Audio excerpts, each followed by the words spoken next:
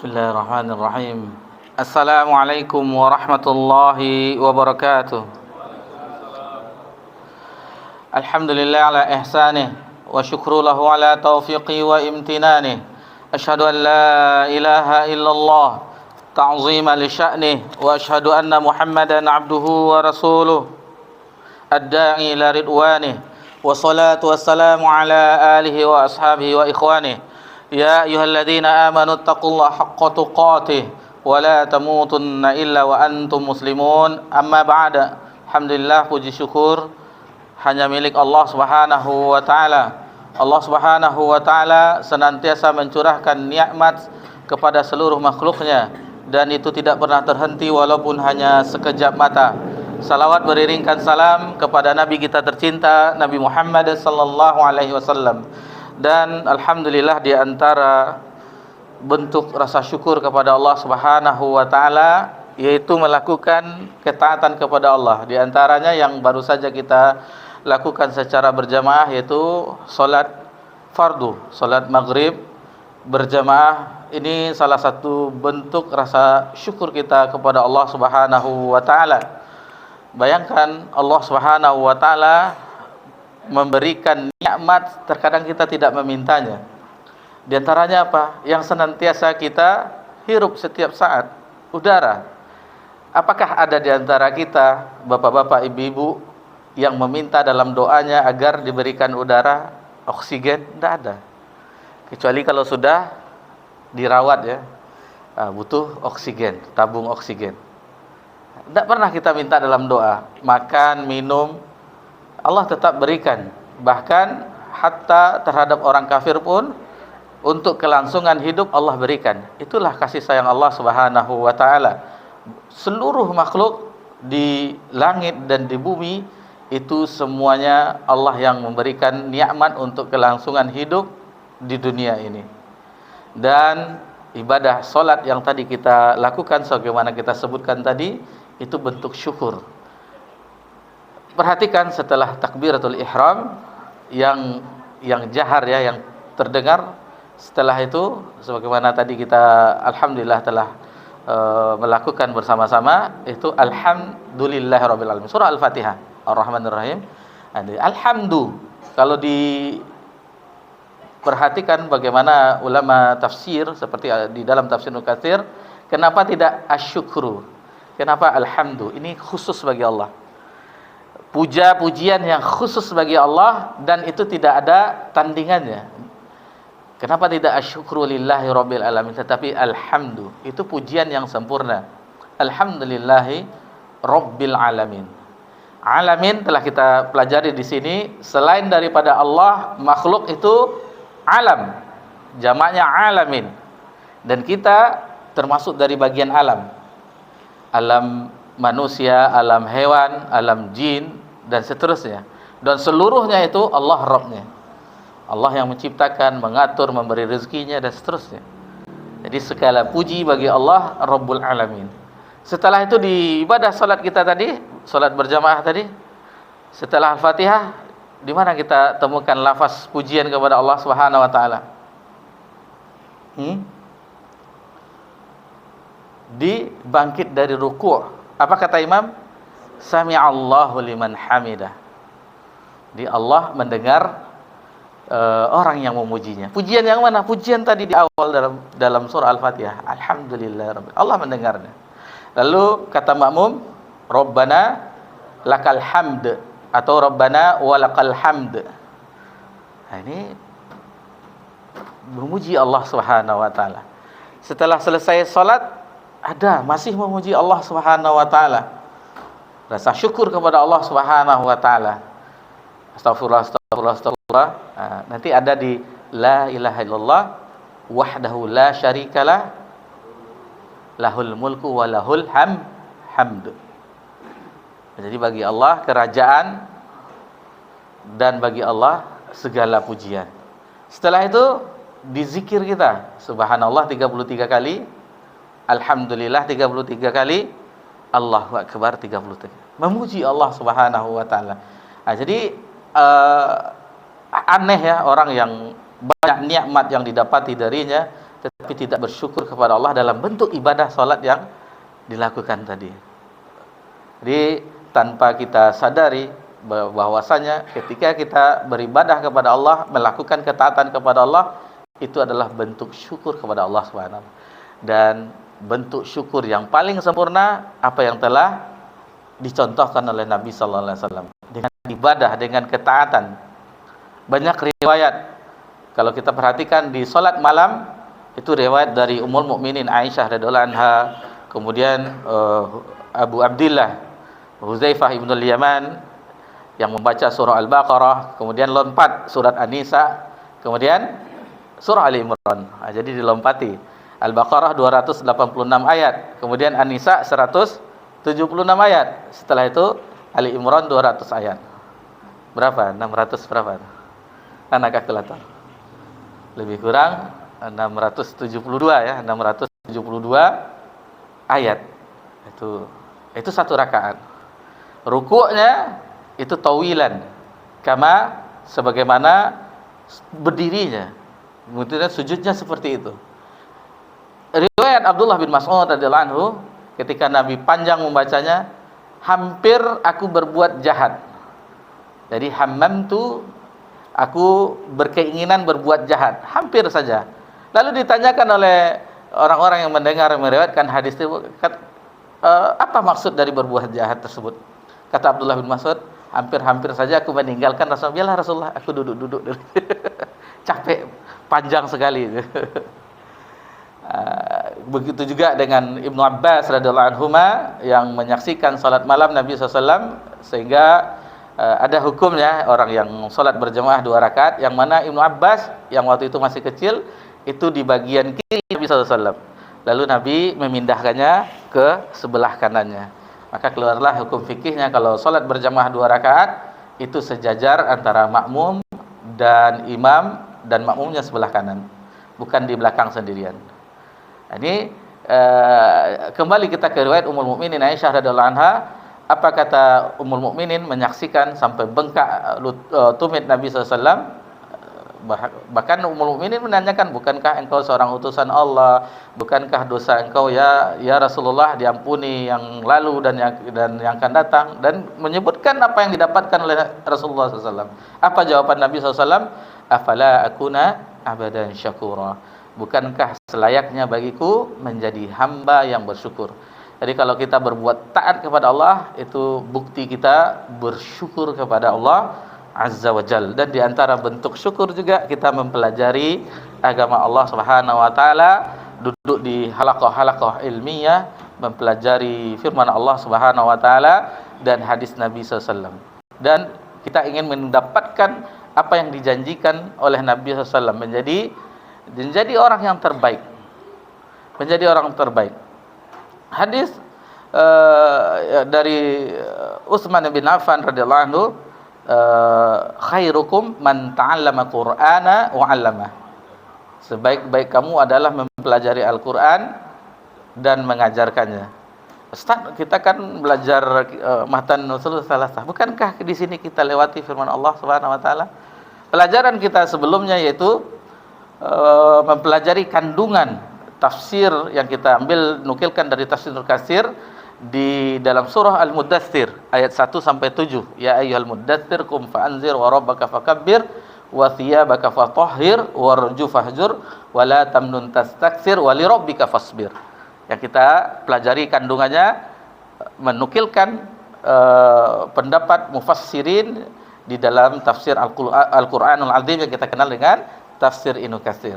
Kan itu mempelajari. Jadi jangan dipersempit. Kadang orang belajar tajwid atau tahsin seolah-olah mereka saja mendapatkan. Bukan hanya mempelajari kharajat sifatul huruf atau tajwidnya, ada yang lainnya. Bukan guna saja. Pelajari kandungannya, namanya itu pelajari ayat-ayat Allah, termasuk dari khairukum man ta'allama Qur'ana wa 'allama. Yang dijelaskan oleh ulama mengenai hadis tersebut. Baik, insyaallah ini pertemuan kita yang ke-29 di pembahasan ini. Sebagaimana tadi kita telah sebutkan di pekan yang lalu, alhamdulillah dari bagaimana kandung dari ayat 1 sampai 7 dalam surah Al-Mudaththir. Sebagaimana di matanya nubi'a bi Iqra, Nabi SAW itu diangkat menjadi nabi dengan Iqra, dan wa ursila bil Muddaththir, dan dilantik atau diangkat menjadi rasul itu dengan Al-Muddaththir. Taib. Insyaallah kita lanjutkan matannya. Jadi ini sudah di penghujung ya, sudah hampir beberapa paragraf lagi di penghujung matan.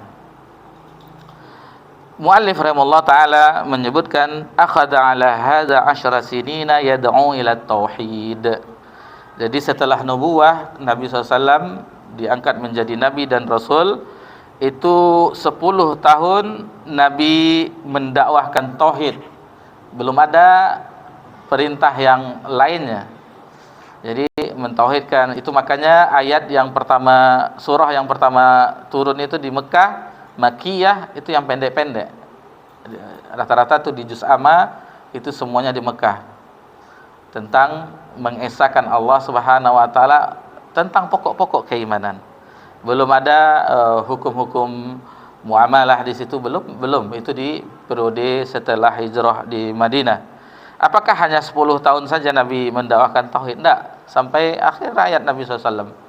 Kalau kita kembali ke sirah nabawiyah, sampai beliau sakit tetap mendakwahkan tauhid, yaitu semoga Allah melaknat orang-orang Yahudi yang menjadikan kubur-kubur Nabi mereka sebagai tempat ibadah.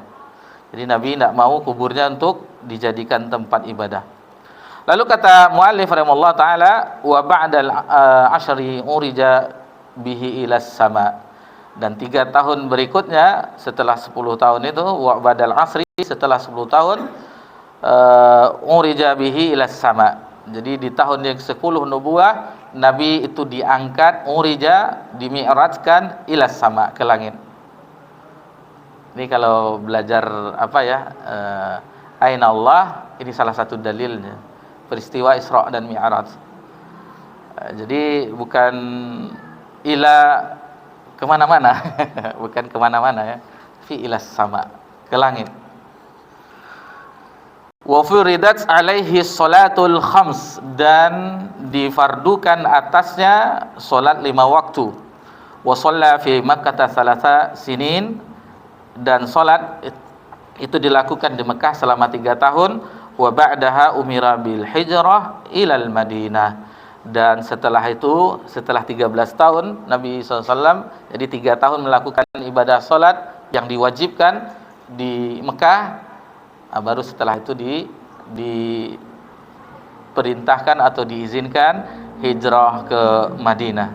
Sebagaimana yang kita sebutkan di pekan yang lalu, bahwasanya kita ambil tentang Isra dan Mi'raj. Jadi kita mempelajari di kesempatan ini tentang Isra dan Mi'raj. Tentunya kita mempelajarinya tidak secara detail ya. Kita mempelajarinya tidak secara detail, hanya garis besarnya, karena tentang peristiwa Isra dan Mi'raj itu kita telah mempelajarinya sebelumnya. Jadi ini hanya untuk mengulang kembali, murajaah. Sebelum kita lanjutkan pelajaran tentang peristiwa Isra Mi'raj. Jadi apa itu Isra? Isra, perjalanan malam dari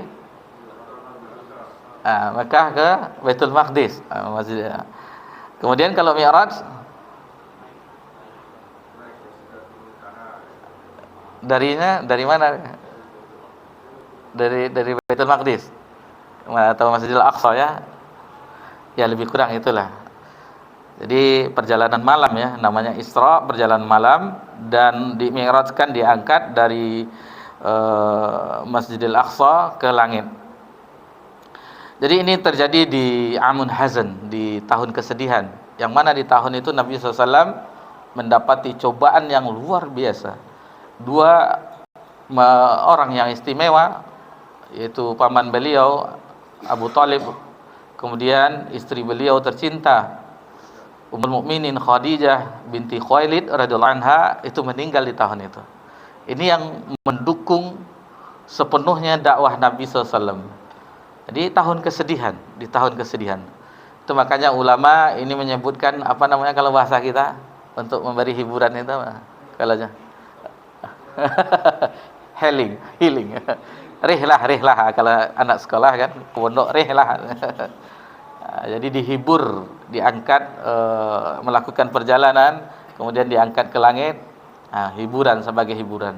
Kita mengetahui kalau di Sirah Nabawiyah bagaimana Nabi SAW lebih keras setelah keduanya ini wafat, terutama Abu Thalib ya, Abu Thalib, karena itu telah berazam untuk melindungi ponakannya ini. Tidak boleh tersentuh saja bulu Nabi, itu tidak diizinkan oleh Abu Thalib. Memang dilindungi sepenuhnya.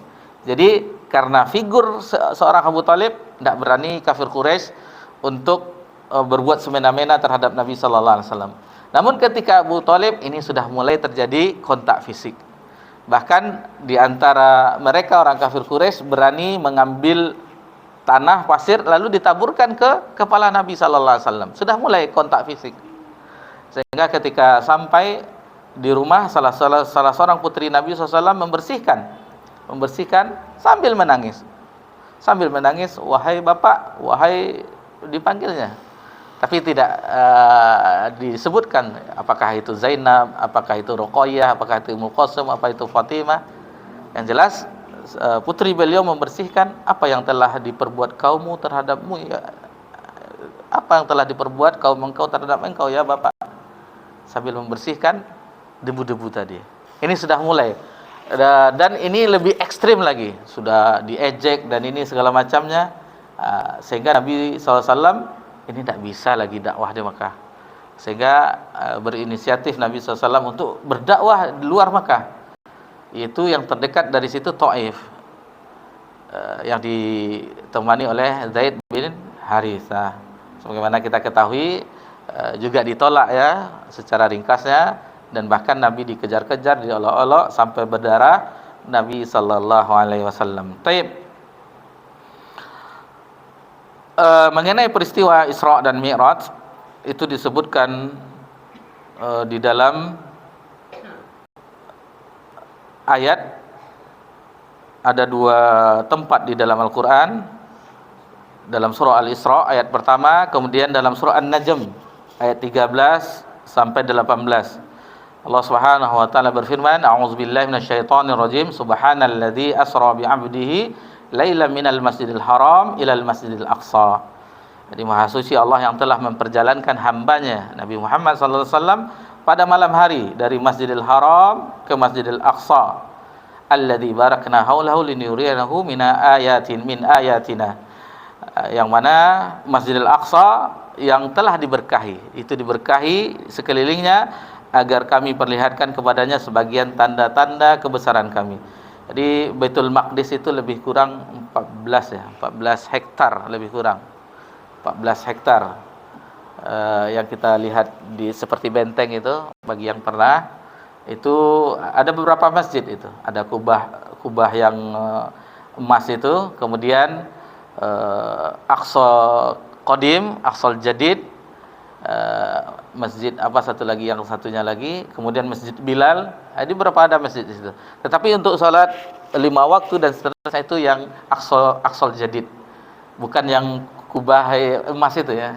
Itu sekedar tempat wisata saja. Tetapi yang untuk salat 5 waktunya di Aqsa Jadid, Masjid Aqsa Jadid, yang kubahnya tidak berwarna itu, seperti seng saja, tidak ada warnanya. Di sebelah kanan itu Masjid Bilal, disitulah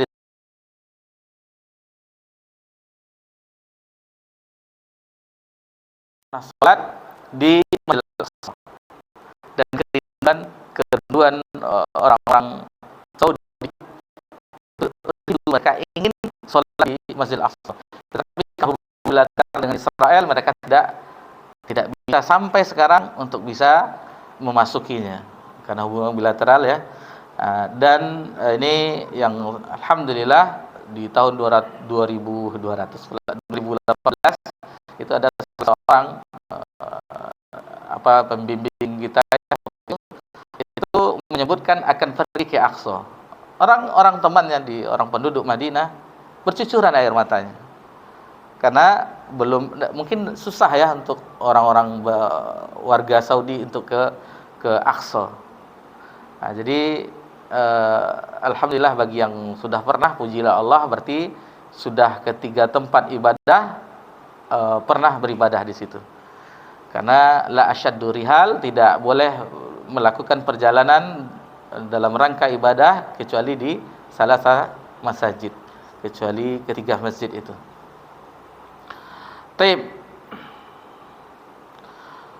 Kemudian di akhir ayat, innahu huwas samiul basir, sesungguhnya dia maha mendengar lagi maha melihat.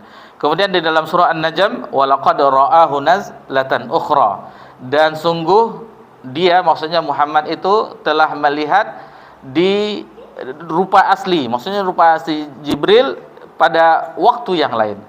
Waktu yang lain pertama ketika di Gua Hira, kemudian di Sidratul Muntaha, inda Sidratil Muntaha, indaha Jannatul Ma'wa, yang Sidratul Muntaha tersebut di dekatnya ada surga yang sebagai tempat tinggal. Idz yaghsha sidrata ma yaghsha. Jadi ketika Sidratul Muntaha diliputi oleh sesuatu yang meliputinya, ma zaghal basaru wa ma tagha. Lalu penglihatan Nabi Muhammad SAW tidak menyimpang dari yang dilihatnya itu dan tidak pula melampauinya. Laqad ra'a min ayati rabbihil kubra, dan sungguh dia telah melihat sebagian tanda-tanda kebesaran Rabb-nya yang paling besar.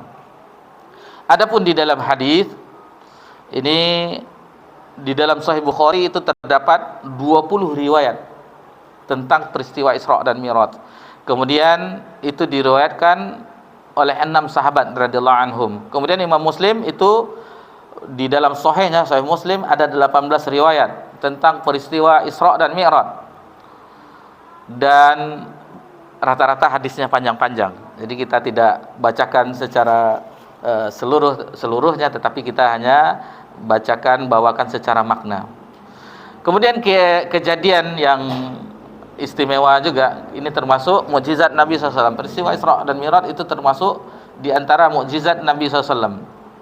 Dan ada terjadi pembelahan dada yang kedua.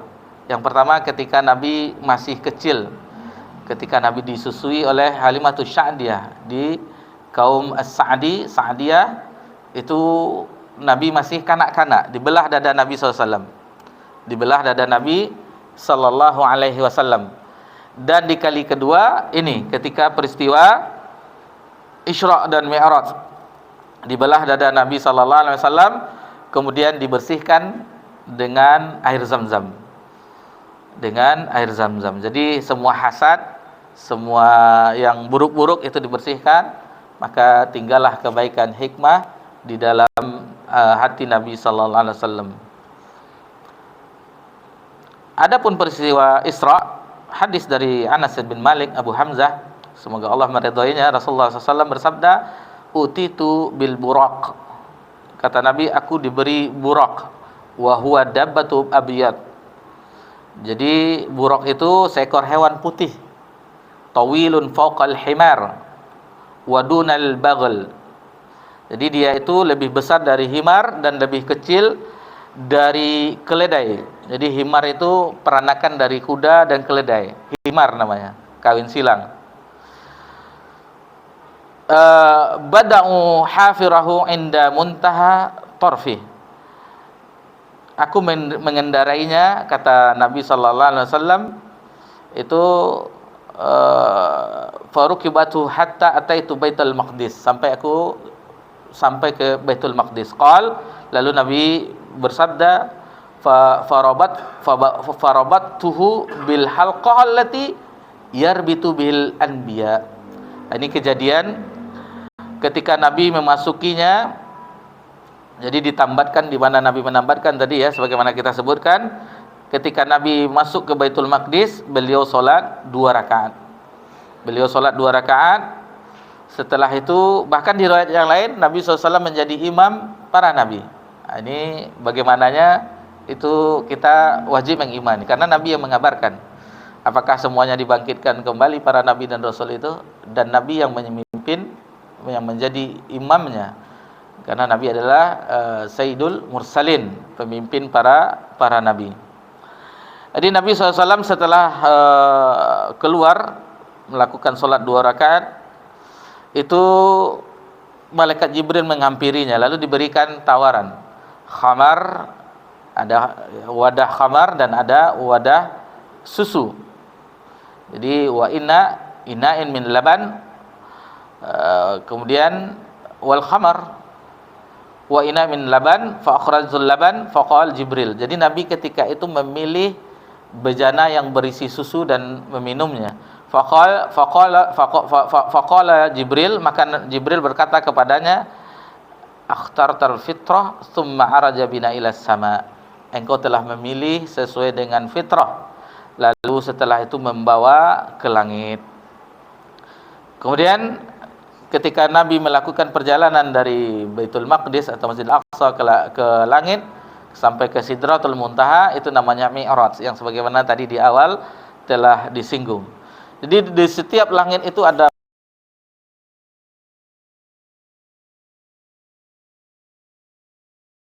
diketuk dulu.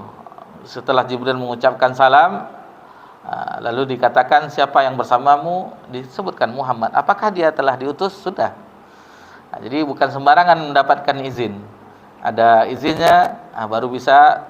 Di langit yang pertama Nabi SAW berjumpa dengan Nabi Adam alaihissalam. Ini kita ringkas saja ya. Kemudian di langit yang kedua berjumpa dengan Nabi Isa alaihissalam dan Nabi Yahya alaihissalam. Di langit ketiga, kalau di riwayat yang lengkapnya itu mengucapkan salam, mengucapkan salam para nabi kepada Nabi Muhammad SAW. Kemudian di langit yang ketiga itu berjumpa dengan Nabi Yusuf alaihissalam. Di langit keempat dengan Nabi Idris alaihissalam. Kemudian di langit yang kelima berjumpa dengan Nabi Harun alaihissalam.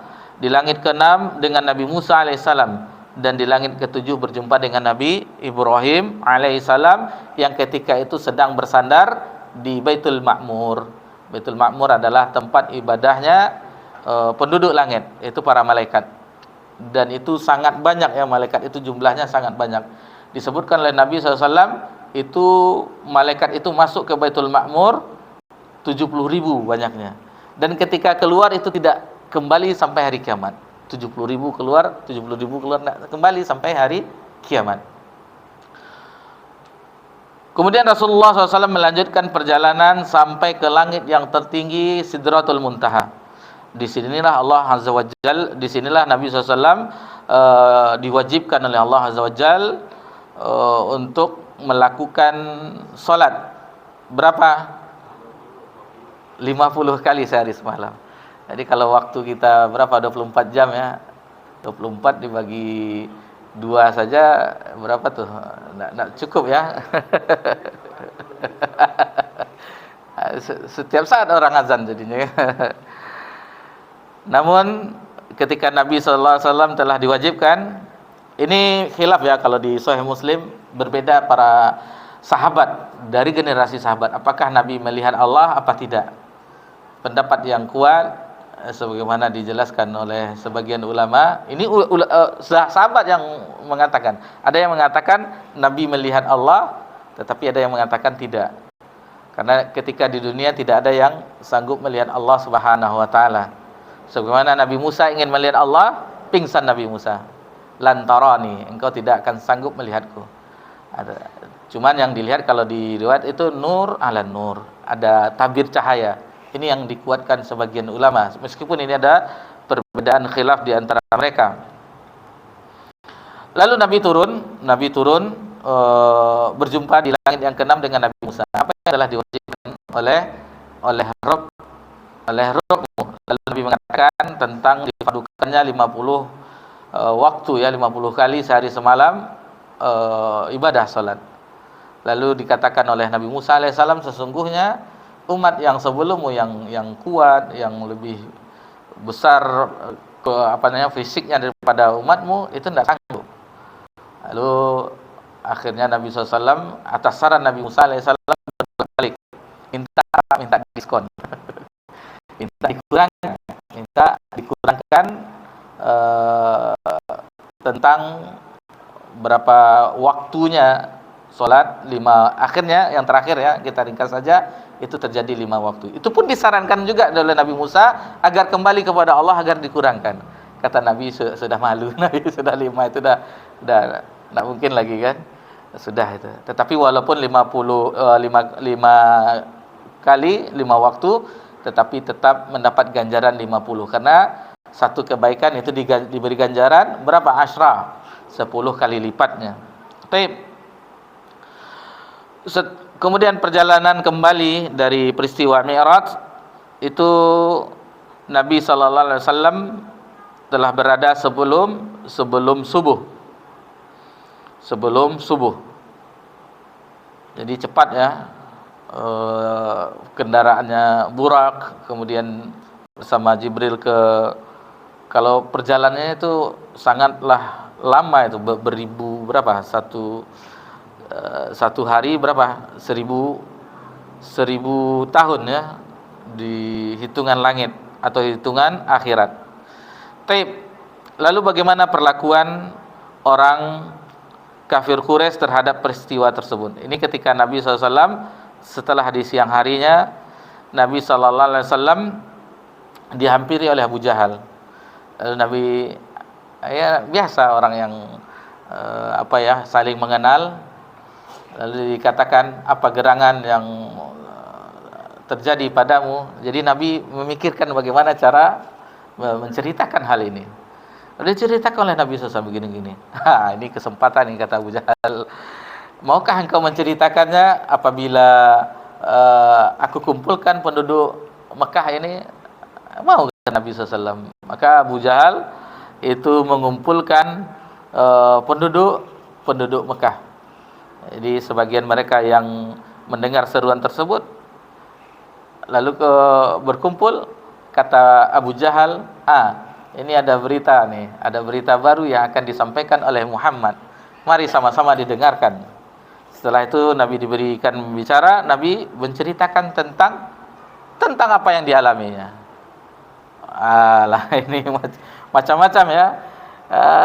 Nabi mendapatkan, dibilang pendusta, segala macam-macam yang didapati oleh Nabi SAW. Tidak mungkin. Sementara dalam perjalanan itu menempuh beberapa hari atau lebih kurang 1 bulan kalau tidak salah. Berapa ke dalam riwayat ke Syam ada 1 bulan, 2 bulan ya, 2 bulan. Itu karena perjalanan yang kendaraan yang itu. Tapi kalau dari Jeddah ke Yordan, Aman, itu bandara Elia, itu sekitar 2,5 jam lebih kurang. Kalau dengan pesawat. Jadi banyak yang mengingkari, bahkan itu peristiwa tersebut menjadi olok-olokan, dan orang yang tidak kokoh keimanan kembali lagi kepada kekufuran, karena mereka heran-heran dengan apa yang diceritakan oleh Nabi. Tidak masuk akal. Masa dalam waktu malam diangkat pula ke langit, sementara ke Syam saja, ke Yerusalem, ke Baitul Maqdis itu sekian waktu perjalanan dan seterusnya. Kemudian ini peristiwa yang istimewa juga tentang Abu Bakar. Ketika Abu Bakar didatangi oleh orang tentang apa yang didengarnya dari Nabi SAW. Jadi Abu Bakar tidak mendengar langsung dari Nabi SAW, tetapi diberitakan oleh orang. Apakah benar beliau yang menyebutkannya? Iya, tadi kami berkumpul di suatu lapangan dan Muhammad menceritakannya. Lalu apa reaksi dari Abu Bakar? Kalau beliau yang menyampaikannya, aku mempercayainya. Bahkan lebih dari itu, dibenarkan oleh Abu Bakar. Ini salah satunya, kata ulama, beliau mendapat gelar As-Siddiq, salah satunya dari peristiwa Isra dan Mi'raj. Salah satunya dari peristiwa Isra dan Mi'raj. Lalu bagaimana? Ini ada pendapat fikih juga mengenai peristiwa Isra dan Mi'raj. Apakah Nabi dengan ruh atau ruh dan jasad? Karena di sini ada pertentangan. Ada yang mengatakan dengan mimpi. Nabi itu tidak dengan jasadnya, tapi mimpi. Namun pendapat yang kuat itu adalah ruh dan jasad. Sebagaimana disebutkan tadi ayat subhanalladzi asra bi abdi. Abdihi, hamba, kan di situ memperjalankan hambanya.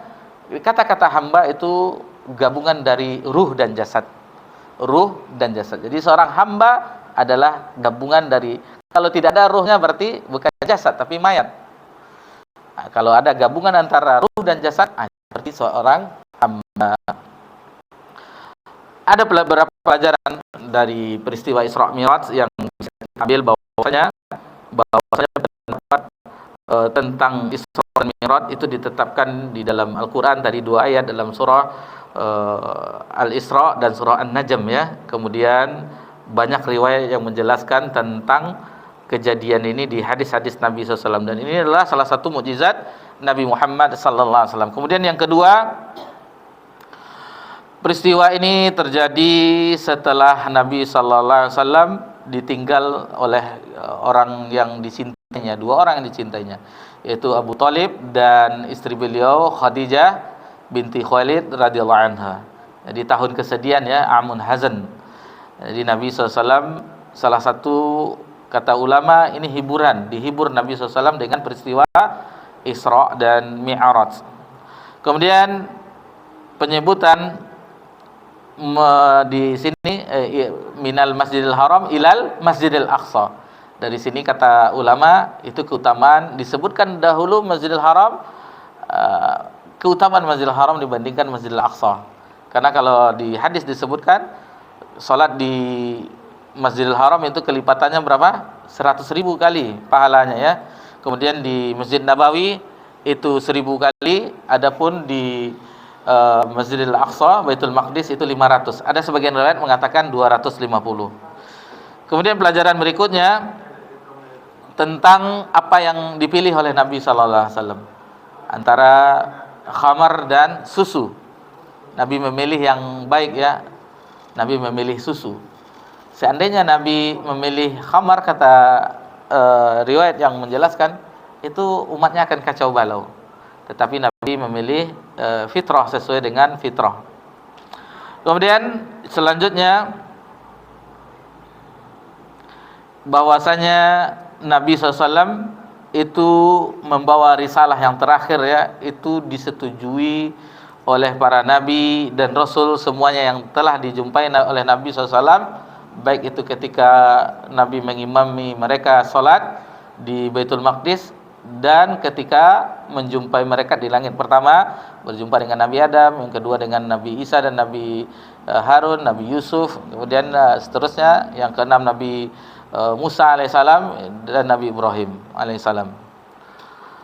Kemudian di antara pelajaran yang bisa kita ambil dari peristiwa Isra dan Mi'raj, bahwasanya ini di antara tanda-tanda kekuasaan Allah Subhanahu wa taala. Allah Maha Besar yang itu bisa membungkam orang-orang kufar. Bayangkan Allah Subhanahu wa taala menjadikan peristiwa tersebut dan Nabi ceritakan. Tapi namanya orang-orang yang belum ada keimanan dalam hatinya, belum ada cahaya Islam bersinar dalam hatinya, maka sebagian mereka itu menjadi bahan olokan terhadap Nabi sallallahu alaihi wasallam. Bahkan kalau tidak salah di peristiwa itu ya, yang Abu Thalib, celaka engkau Muhammad, apakah dengan ini engkau kumpulkan kami? Maka turunlah surah Al-Lahab ya, tabbat yada abillahabi wa tabb. Kemudian ini dia tentang keistimewaan ibadah salat. Seluruh ibadah itu diwajibkan, perintahnya Jibril yang membawa dari sisi Rabbul Alamin kepada Nabi SAW di bumi. Sementara untuk ibadah salat, Nabi diangkat ke langit untuk menerima perintahnya. Ini keistimewaan ibadah salat, maka jagalah ibadah ini. Jagalah ibadah ini. Dan semua Nabi SAW tentang khawatirnya, sedikit yang keras menjelang ajalnya, di dalam Bukhari disebutkan Nabi pingsan, demam panas, salatan nas, apakah manusia itu sudah salat? Nabi tetap menanyakan tentang salat. tentang salat. Apakah manusia sudah salat? Apakah sampai Nabi itu disiram dengan air agar siuman, agar Nabi sadar karena saking tingginya panas, demam panas Nabi SAW. Nabi masih perhatian tentang salat.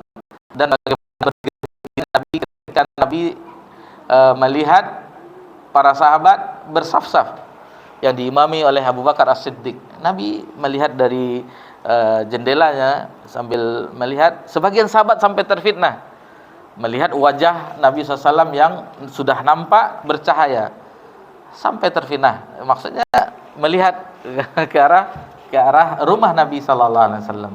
Dan Nabi bahagia Nabi melihat hal yang demikian.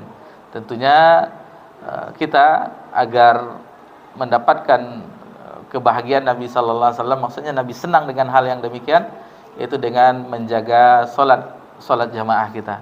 Selagi tidak safar atau sesuatu rukhsah, uzur syar'i yang menghalangi, maka jagalah salat berjamaah ini. Jagalah salat berjamaah ini sebagaimana tadi di muqaddimah bahwasanya salat berjamaah yang kita lakukan 5 kali sehari semalam adalah bentuk rasa syukur kita kepada Allah Subhanahu wa taala. Demikian yang bisa kita pelajari karena waktu yang membatasi, dan alhamdulillah kita telah menyelesaikan pembahasan tentang Isra dan Mi'raj.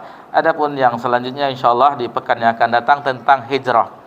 Tentang hijrah, peristiwa hijrah insyaallah akan kita pelajari bersama-sama di pekan yang akan datang. Mohon maaf jika ada kesalahan dalam penyampaian.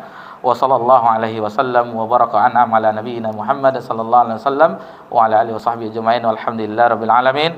Wassalamualaikum warahmatullahi wabarakatuh.